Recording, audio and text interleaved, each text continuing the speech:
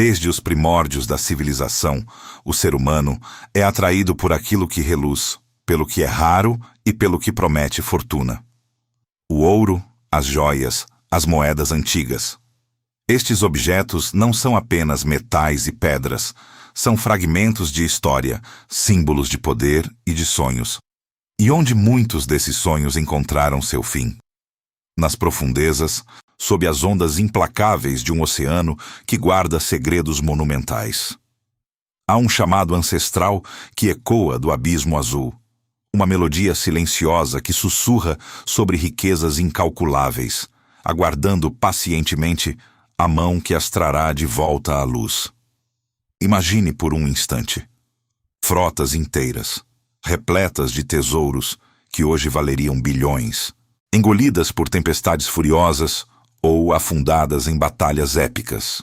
Não estamos falando apenas de lendas de piratas com mapas marcados com um X em ilhas desertas. Embora essas histórias capturem a imaginação, a realidade é muito mais vasta e surpreendente. As profundezas oceânicas são verdadeiros museus submersos, guardando não apenas ouro e prata, mas também artefatos que reescrevem capítulos da história, desvendam culturas perdidas e revelam o cotidiano de épocas distantes. Cada naufrágio é uma cápsula do tempo, um instante congelado sob a pressão abissal, esperando para ser decifrado. A dimensão da perda econômica e histórica desses naufrágios é algo que desafia a compreensão. Pense em impérios construídos, fortunas acumuladas, vidas dedicadas ao transporte de mercadorias preciosas. Navios mercantes, galeões de guerra, embarcações de passageiros, todos eles, em algum momento, sucumbiram ao poder do mar, levando consigo não apenas suas tripulações, mas também a materialização de eras inteiras. Não são apenas moedas de ouro que jazem no fundo. São porcelanas finíssimas que adornavam palácios, joias que um dia enfeitaram reis e rainhas, especiarias que mudaram rotas comerciais do mundo e até mesmo obras de arte que hoje seriam inestimáveis. A cada naufrágio, uma parte da história humana foi subtraída da superfície, mergulhando no esquecimento. Contudo, o esquecimento é muitas vezes temporário. A busca por esses tesouros perdidos nunca cessou. Desde os primeiros mergulhadores de esponjas até os sofisticados ROVs de hoje, a humanidade persiste na sua jornada para desvendar os mistérios do fundo do mar. A cada descoberta, a cada moeda resgatada, a cada artefato trazido à tona, a lenda se torna mais tangível, a história mais vívida. E se fosse você? Se por um acaso do destino, enquanto explorasse uma praia remota, ou mergulhasse em águas cristalinas, se deparasse com um indício, um fragmento que apontasse para uma fortuna esquecida? A imaginação voa, não é mesmo? A adrenalina de uma descoberta que poderia mudar sua vida, a emoção de tocar algo que esteve intocado por séculos, a promessa de reescrever a história com suas próprias mãos. É essa fascinação que nos impulsiona a olhar para o oceano não apenas como uma vasta extensão de água, mas como um cofre gigante, cheio de segredos e riquezas, esperando para serem encontrados. Mas quais são esses tesouros? Onde exatamente eles se escondem? E como foram perdidos? A história está repleta de contos de navios ricos que desapareceram sem deixar vestígios, e outros cujos restos mortais foram finalmente localizados. Prepare-se para uma viagem fascinante pelas águas mais profundas e perigosas do planeta, onde a riqueza e a tragédia se encontram. Vamos mergulhar nas histórias dos tesouros mais caros da história que afundaram, começando com os pioneiros da perdição, as primeiras embarcações que, carregadas de preciosidades, sucumbiram ao oceano, moldando o destino de impérios e deixando um legado de mistério e fascínio para as gerações futuras. Os pioneiros da perdição não eram navegadores ingênuos, mas sim audaciosos exploradores de um mundo em expansão. A era das grandes navegações, que se estendeu do século XV ao XVII, Foi um período de transformações radicais, impulsionado pela busca por novas rotas comerciais e, acima de tudo, por riquezas.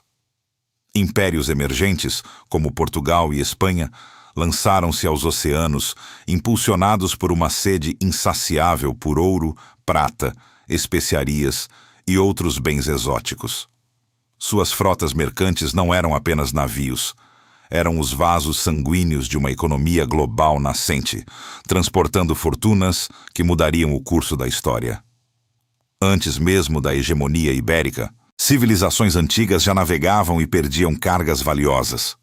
Os fenícios, mestres da navegação no Mediterrâneo, já transportavam âmbar do Báltico, estanho da Cornualha e vidro do Egito, em navios que, por vezes, encontravam seu fim em tempestades súbitas ou recifes traiçoeiros. Os romanos, com sua vasta rede de comércio, perdiam ânforas de vinho, azeite, grãos e até mesmo blocos de mármore e peças de arte, que hoje são descobertas arqueológicas de valor inestimável. Um exemplo notável é o naufrágio de Marradia, na costa da Tunísia, descoberto em 1907, que revelou um tesouro de estátuas de bronze e mármore, colunas e outros artefatos artísticos gregos do século I a.C., provavelmente a caminho de Roma para decorar alguma vila de um rico patrício. Cada peça resgatada deste naufrágio não é apenas um objeto, mas um elo direto com o apogeu da arte e do comércio da antiguidade. Com o advento das caravelas e naus, a capacidade de transportar cargas aumentou exponencialmente, assim como o valor do que era transportado. Os primeiros impérios coloniais começaram a extrair vastas quantidades de prata e ouro das Américas, especiarias das Índias Orientais e sedas da China. Estes bens eram então carregados em navios, que apesar de cada vez mais robustos, ainda eram vulneráveis aos caprichos do mar. A tecnologia naval da época, embora avançada para seu tempo, não oferecia a segurança dos navios modernos. Cascos de madeira, muitas vezes construídos às pressas, velas de linho e cânhamo dependentes do vento, e sistemas de navegação rudimentares, baseados em astrolábios e quadrantes, tornavam cada viagem uma aposta contra a natureza. Os perigos eram múltiplos: tempestades violentas que quebravam mastros e rasgavam velas, recifes ocultos que abriam rombos nos cascos, doenças que dizimavam as tripulações e, claro, a ameaça constante de piratas e corsários, ávidos por saquear as riquezas transportadas. Um único erro de cálculo, ou uma mudança inesperada no clima, podiam selar o destino de um navio e toda a sua preciosa carga. Pense no galeão português, São João, que afundou em 1552 na costa da África do Sul, carregado com ouro, prata, diamantes e especiarias. Ou o Flor de la Mar, uma nau portuguesa que se perdeu em 1511 na costa de Sumatra, levando consigo um tesouro incalculável de ouro e joias, saqueado do sultanato de Malaca. Estes são apenas 2 exemplos de uma longa lista de navios que se tornaram lendas, suas cargas valiosas, aguardando, talvez para sempre, nas profundezas. A importância desses achados para a arqueologia subaquática é imensa. Eles não apenas fornecem uma visão sem precedentes das práticas de construção naval, do comércio e da vida a bordo, mas também recuperam objetos que nos contam histórias de culturas, crenças e tecnologias perdidas. Cada moeda, cada pedaço de cerâmica, cada fragmento de madeira de um navio antigo é uma peça de um quebra-cabeça histórico que os arqueólogos se esforçam para montar. Eles nos ensinam sobre a globalização em seus primórdios, sobre as interconexões entre povos distantes e sobre a audácia e a resiliência humanas diante de um oceano implacável. Esses pioneiros da perdição, embora tragicamente perdidos, deixaram um legado que continua a enriquecer nossa compreensão do passado, e com o tempo, a busca por esses tesouros submarinos se tornaria ainda mais intensa, especialmente com a ascensão de impérios que fariam da prata e do ouro o cerne de sua existência. A ascensão do Império Espanhol no século XVI marcou um ponto de viragem na história dos tesouros submersos. Com a colonização das Américas, o Novo Mundo revelou-se uma fonte inesgotável de riquezas, especialmente prata e ouro. A coroa espanhola, sedenta por financiar suas guerras na Europa e manter seu vasto império, organizou a famosa Rota das Índias, um sistema de frotas anuais que transportavam esses metais preciosos das colônias para a Espanha.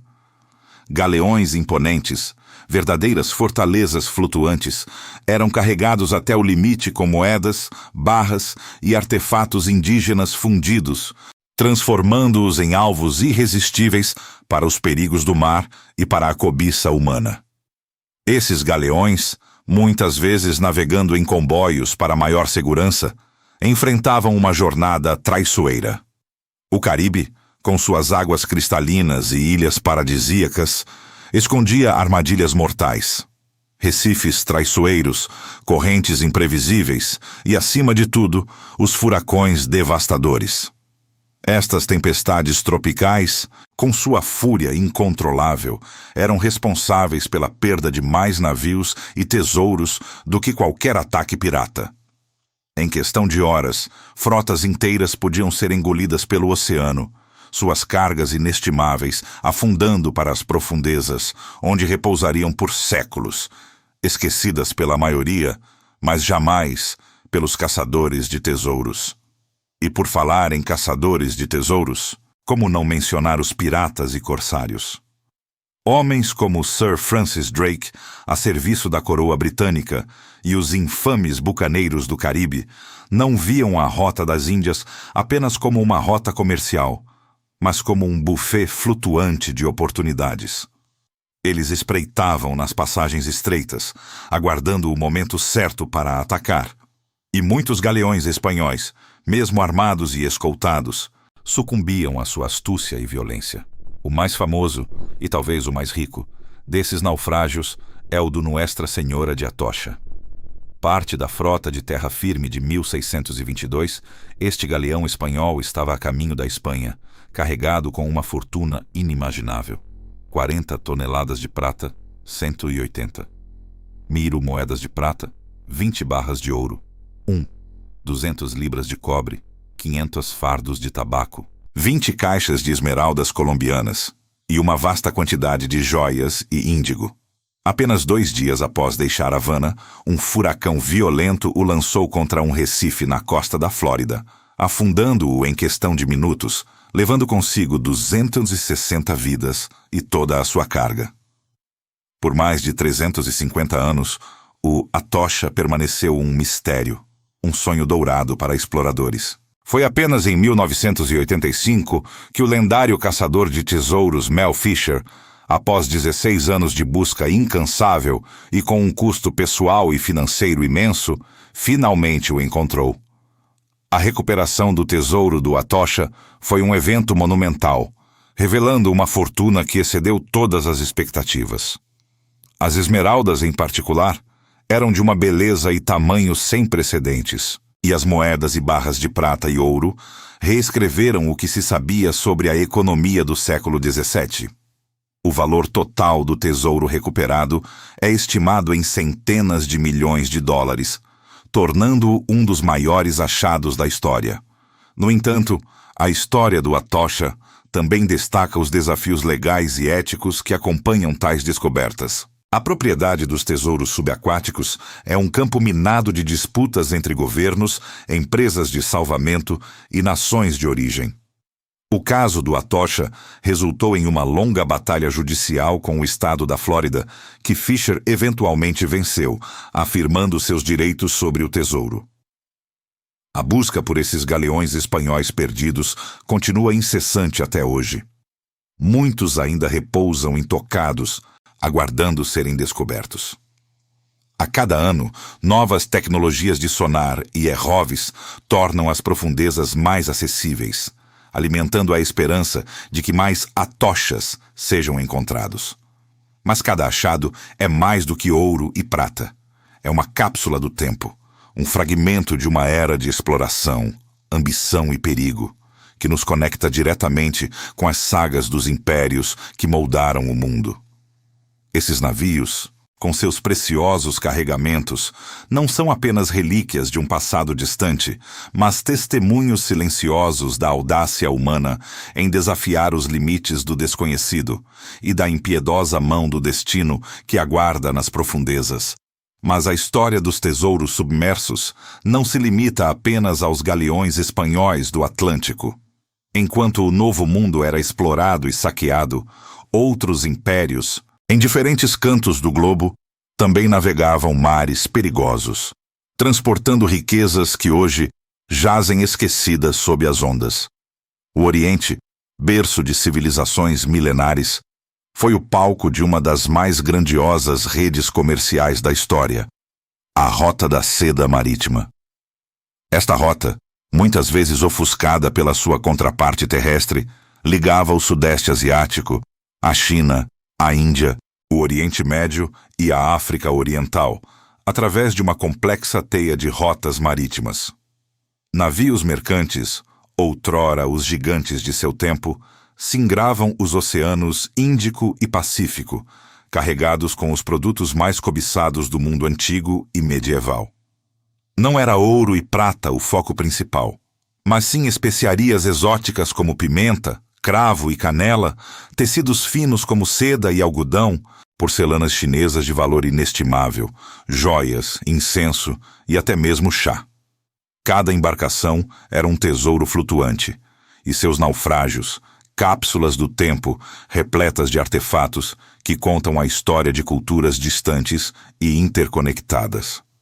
Imagine um navio como o Tek-Sing, um junco chinês que afundou em 1822 nas águas traiçoeiras do Estreito de Gaspar, na Indonésia.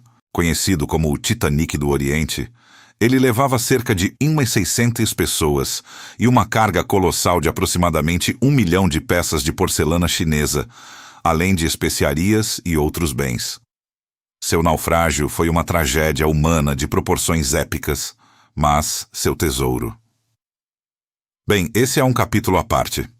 Descoberto em 1999, o Tek-Sing revelou uma quantidade assombrosa de porcelanas azuis e brancas, muitas delas intactas, que hoje adornam museus e coleções particulares, oferecendo um vislumbre da maestria artística da China Qing.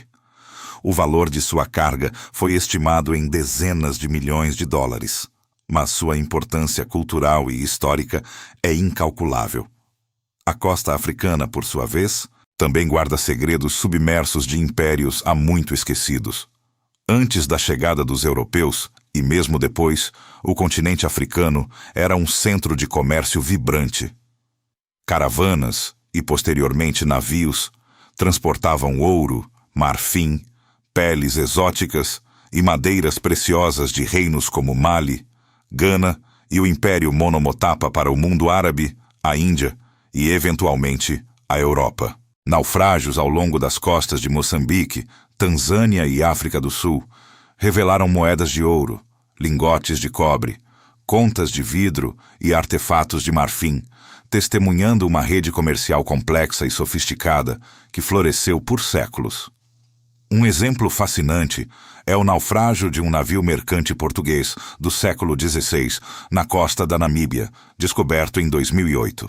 Este navio, ainda sem nome oficial, estava carregado com mais de 20 toneladas de ouro, incluindo moedas de ouro de Portugal e Espanha, além de milhares de moedas de cobre, marfim e até mesmo um astrolábio, um instrumento de navegação crucial. Acredita-se que ele estava voltando da Índia ou de alguma feitoria na costa africana, e seu tesouro oferece uma janela única para o comércio e a navegação daquela era. É um lembrete vívido de que a história dos tesouros submersos é verdadeiramente global, abrangendo continentes e culturas. Esses exemplos de tesouros orientais e africanos, embora talvez menos famosos que os galeões espanhóis no imaginário popular, são igualmente ricos em valor material e histórico. Eles nos lembram que a ganância humana, A aventura e a tragédia não são exclusivas de uma única cultura ou período. Cada artefato recuperado do fundo do mar é uma peça de um quebra-cabeça global, ajudando-nos a reconstruir as rotas comerciais, as tecnologias navais e as interações culturais de um mundo que, embora distante, lançou as bases para o nosso presente. A cada descoberta, a cada mergulho em um naufrágio esquecido, uma nova página da história da humanidade é virada, revelando um passado vibrante e muitas vezes turbulento, onde o oceano era tanto uma estrada para a riqueza quanto um túmulo para os destemidos. O que torna esses achados ainda mais complexos e fascinantes é a maneira como os conflitos humanos se entrelaçam com as profundezas oceânicas, gerando uma categoria inteiramente nova de tesouros submersos: os tesouros de guerra. A história da humanidade é, infelizmente, pontuada por guerras, e muitas dessas batalhas não foram travadas apenas em terra, mas também nos vastos e impiedosos oceanos. Navios de guerra, submarinos e comboios mercantes, carregados com suprimentos estratégicos, armas, munições e até mesmo as reservas de ouro e prata de nações inteiras, sucumbiram à fúria dos combates ou aos perigos naturais, enquanto transportavam esses bens vitais. A Primeira e a Segunda Guerra Mundial, em particular, foram épocas de intensa atividade naval, resultando em milhares de naufrágios espalhados pelos oceanos Atlântico, Pacífico e Índico. Cada um desses navios, seja um couraçado imponente, um submarino furtivo ou um navio mercante sob escolta, carrega consigo não apenas a história de sua tripulação e de seu último momento, mas também cargas que, em muitos casos, valeriam fortunas incalculáveis hoje. Pense nos U-boats alemães, alguns dos quais foram afundados com seus torpedos e, talvez, até mesmo com segredos tecnológicos que poderiam mudar o curso da guerra. Ou nos navios de suprimentos aliados, que transportavam tudo, desde equipamentos médicos e alimentos até peças de artilharia, tanques e aeronaves, todos agora repousando no fundo do mar. Um dos exemplos mais notáveis e valiosos dessa categoria é o caso do SS Geir Sopa. Este navio a vapor britânico, construído em 1919, foi torpedeado por um submarino alemão em fevereiro de 1941, enquanto navegava de Calcutá para Liverpool. Ele transportava uma carga preciosa para o esforço de guerra britânico, cerca de 100 toneladas de prata. Por décadas, seu paradeiro foi um mistério, até que em 2011, a empresa de salvamento Odyssey Marine Exploration o localizou a uma profundidade de quase 4.700 metros no Atlântico Norte, a cerca de 480 quilômetros da costa da Irlanda. A recuperação do tesouro do Geir Sopa foi uma façanha notável de engenharia e tecnologia. Operando em profundidades extremas, a Odyssey conseguiu resgatar mais de 60 toneladas de prata em lingotes, o que na época representou a maior recuperação de metais preciosos de um naufrágio na história. O valor dessa prata foi estimado em mais de 200 milhões de dólares, um testemunho do custo material da guerra e da riqueza, que pode ser encontrada mesmo nos destroços mais remotos. A importância desse achado não reside apenas no seu valor monetário, mas também na sua capacidade de nos conectar com os desafios logísticos e os sacrifícios feitos durante um dos conflitos mais devastadores da história. Os desafios da recuperação desses tesouros de guerra são frequentemente imensos. Muitos deles estão localizados em águas extremamente profundas, exigindo tecnologia de ponta, como veículos operados remotamente e submersíveis tripulados, capazes de suportar pressões colossais. Além disso, a localização de alguns desses naufrágios pode ser em zonas de guerra ativas ou em águas territoriais disputadas, adicionando camadas de complexidade política e legal à já difícil tarefa de salvamento. Há também a questão da segurança, pois alguns navios de guerra ainda podem conter munições não detonadas ou outros materiais perigosos. Ainda mais intrigante é o mistério que envolve navios que, especula-se, transportavam reservas de ouro de nações em fuga ou que buscavam protegê-las do avanço inimigo. Há lendas sobre submarinos nazistas carregados de ouro roubado ou navios japoneses transportando o ouro de Yamashita, uma vasta fortuna saqueada durante a Segunda Guerra Mundial.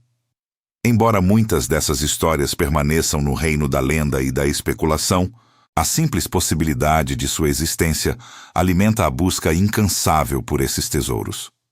Os conflitos submersos nos lembram que o oceano não é apenas um repositório de riquezas comerciais, mas também um vasto cemitério de segredos militares e estratégicos. Cada um desses naufrágios é uma cápsula do tempo, congelada no momento da tragédia, oferecendo um vislumbre das tensões geopolíticas, da tecnologia militar e do custo humano e material da guerra. Eles nos convidam a refletir sobre a fragilidade da paz e a resiliência do espírito humano, mesmo diante da adversidade mais extrema. E, claro, continuam a ser um imã para aqueles que sonham em descobrir as fortunas escondidas sob as ondas. Um lembrete de que a história, em suas formas mais dramáticas, muitas vezes repousa no fundo do mar. Mas os tesouros que o oceano guarda não se limitam apenas a riquezas comerciais ou estratégicas de guerra. Existem também aqueles que representam o auge do luxo, do prestígio e da vida opulenta, afundados em circunstâncias dramáticas que os transformaram em lendas. O exemplo mais icônico, sem dúvida, é o RMS Titanic. Embora sua carga principal não fosse ouro ou prata em lingotes para comércio, o que ele carregava era igualmente valioso, se não mais. Os bens pessoais de alguns dos homens e mulheres mais ricos do mundo. Quando o Titanic afundou em sua viagem inaugural em abril de 1912, levou consigo não apenas vidas, mas uma vasta fortuna em joias raras, dinheiro em espécie, obras de arte, roupas finas e pertences de valor inestimável. Diamantes, esmeraldas, rubis e safiras, muitos deles guardados em cofres pessoais ou usados pelos passageiros, repousam até hoje no fundo do Atlântico Norte. Imagine os baús de viagem dos milionários como John Jacob Astor IV, Benjamin Guggenheim ou Molly Brown, repletos de itens que hoje seriam exibidos em museus ou leiloados por somas estratosféricas. O famoso colar Hope Diamond não estava a bordo, mas outras joias de tirar o fôlego certamente estavam, contribuindo para a aura de riqueza perdida. A tragédia do Titanic não foi apenas um desastre marítimo, mas um evento que cristalizou a lenda de um tesouro inacessível. A impossibilidade de resgate na época e a profundidade extrema do naufrágio transformaram esses bens em símbolos da efemeridade da riqueza e da fragilidade da vida humana. Cada relógio de bolso, cada anel de casamento, cada moeda de ouro encontrada no local do naufrágio conta uma história pessoal, um fragmento da vida de alguém que acreditava estar a bordo do navio inafundável. Além do Titanic, outros navios de passageiros de luxo encontraram destinos semelhantes, levando consigo as fortunas de seus ocupantes. O Lusitânia, torpedeado em 1915, também transportava passageiros abastados e seus bens valiosos, embora sua carga de tesouros pessoais não tenha alcançado a mesma notoriedade que a do Titanic. O Andrea Doria, que afundou em 1956 após uma colisão, levava obras de arte valiosas, incluindo uma estátua de bronze do século XVII e um mural de cerâmica de Picasso, além de joias e dinheiro dos passageiros, muitos deles celebridades e figuras proeminentes. A busca e recuperação desses itens de prestígio e luxo levantam questões éticas complexas. No caso do Titanic, por exemplo, há um debate contínuo sobre apropriar-se de pertences pessoais de vítimas de uma tragédia. Muitos argumentam que esses itens são parte de um memorial subaquático e deveriam permanecer intocados em respeito aos que pereceram. Outros veem na recuperação uma forma de preservar a história e oferecer ao público um vislumbre tangível de uma época e de um evento que moldaram o século XX. As empresas de recuperação e os arqueólogos subaquáticos que trabalham nesses locais de naufrágio enfrentam o desafio de equilibrar a curiosidade humana e o desejo de descoberta com a sensibilidade e o respeito. A exibição de artefatos recuperados do Titanic, por exemplo, é frequentemente acompanhada de discussões sobre a dignidade dos mortos e a exploração comercial de uma tragédia. Esses naufrágios de luxo nos lembram que o valor de um tesouro não é apenas monetário. É também histórico, emocional e simbólico. Eles oferecem uma janela para a opulência de épocas passadas, para as esperanças e sonhos de seus passageiros, e para as tragédias que podem abater-se sobre qualquer um, independentemente de sua fortuna. O fascínio por esses tesouros de prestígio e luxo continua a impulsionar a exploração, mas também nos força a confrontar as complexas questões sobre como devemos interagir com o passado submerso. Avanços tecnológicos revolucionaram a exploração subaquática, transformando o que antes era território inatingível em um campo de estudo acessível. Robôs subaquáticos operados remotamente, os ROVs, com suas câmeras de alta definição e braços manipuladores, navegam pelas profundezas com uma precisão cirúrgica, capazes de inspecionar, mapear e até mesmo recuperar pequenos artefatos sem a necessidade de mergulhadores humanos. Sonar de varredura lateral e multifeixe cria imagens detalhadas do leito marinho, revelando contornos de naufrágios soterrados pela areia e pelo tempo. Submarinos tripulados, embora mais caros e complexos, permitem que pesquisadores e exploradores testemunhem esses locais em primeira mão, adicionando uma dimensão humana à descoberta. Essa crescente acessibilidade a locais de naufrágio profundos, antes protegidos pela escuridão e pressão esmagadora, abriu portas para um novo frenesi de descobertas. No entanto, com a facilidade de acesso, surgem complexas questões éticas e legais envolvendo a propriedade de tesouros recuperados. Quem é o verdadeiro dono de um galeão espanhol afundado há séculos em águas internacionais? O país de origem do navio? O país em cujas águas territoriais o naufrágio foi encontrado?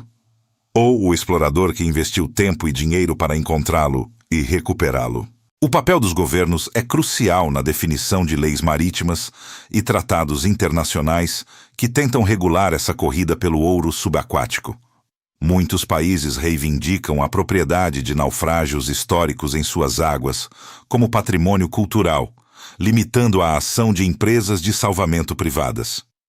As empresas de salvamento, por sua vez, argumentam que assumem riscos financeiros enormes e que uma porcentagem justa dos achados é essencial para viabilizar suas operações.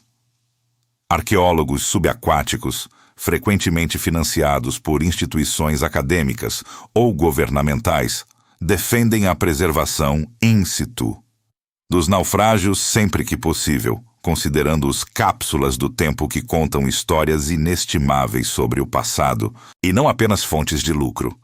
Casos como o do galeão San José, afundado em 1708 com um tesouro estimado em bilhões de dólares, ilustram perfeitamente essa teia de disputas. Colômbia, Espanha e até mesmo uma empresa de salvamento americana reivindicam direitos sobre o tesouro que permanece no fundo do mar, aguardando uma resolução legal que pode levar décadas. A controvérsia em torno do navio de guerra espanhol Nuestra Senhora de las Mercedes, cujas moedas de ouro e prata foram recuperadas pela empresa Odyssey Marine Exploration e posteriormente devolvidas à Espanha após uma longa batalha legal, serve como um precedente importante. A decisão judicial favoreceu a Espanha, reforçando a ideia de que o patrimônio cultural subaquático pertence à nação de origem, independentemente de onde foi encontrado. Essa batalha legal e ética é um campo minado, onde a busca pelo conhecimento e pela história se choca com o desejo humano de riqueza. A Unesco, através de sua Convenção de 2001 sobre a proteção do patrimônio cultural subaquático, busca estabelecer um quadro ético e legal para a gestão desses tesouros, priorizando a pesquisa científica e a preservação em detrimento da exploração comercial desenfreada. No final das contas, o futuro das buscas por tesouros nos oceanos dependerá de um equilíbrio delicado entre a inovação tecnológica, a cooperação internacional e um profundo respeito pela história. Os tesouros mais caros que os oceanos guardam não são apenas as moedas de ouro, as joias cintilantes ou os artefatos preciosos. São as histórias que eles contam, o conhecimento que oferecem sobre civilizações perdidas, rotas comerciais esquecidas e vidas que foram dramaticamente interrompidas. Cada naufrágio é um livro aberto no fundo do mar, e a verdadeira riqueza reside na capacidade de decifrar suas páginas, aprender com elas e, acima de tudo, preservar esse legado para as futuras gerações. Afinal, o mar não é apenas um túmulo para fortunas, mas um guardião silencioso da nossa própria história. E é essa história que verdadeiramente não tem preço.